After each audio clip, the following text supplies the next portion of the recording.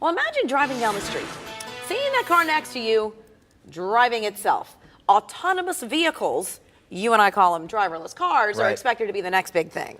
New this morning, 9 on Your Side's Lisa Smith says that there is some research that shows that many of us are actually warming up to the idea.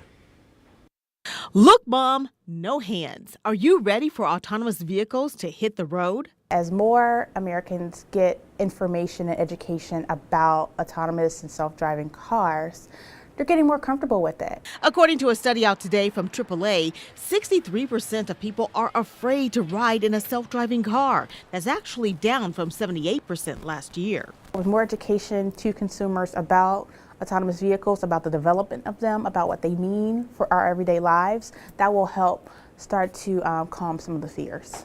AAA has a driverless shuttle operating in Las Vegas to further examine attitudes. Meanwhile, several Ohio locations are already testing sites, but Cincinnati isn't one of them. We need to start deploying pilot projects. We need to start understanding how these are going to interact with passenger vehicles. Smart Cincy is hoping to get the green light to start some testing of autonomous vehicles in the area, but UC is already starting some projects. UC transportation design students came up with futuristic tires for autonomous vehicles, a sign of what could be. I like to think that last century we automated communication.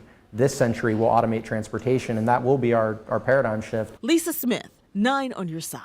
Anytime a robot wants to drive me to work and back home, I am all for it. I'll sleep during those times. All right, there are plans now to test driverless cars, the shuttle, either around UC or CVG, eventually further. Meanwhile, just last week, Governor John Kasich set up a Drive Ohio as a collaborative effort for researchers, developers, and makers of these driverless cars. You know, it's a good point about technology. Who would have thought everything would be so autonomous now? It still sounds so unrealistic to me.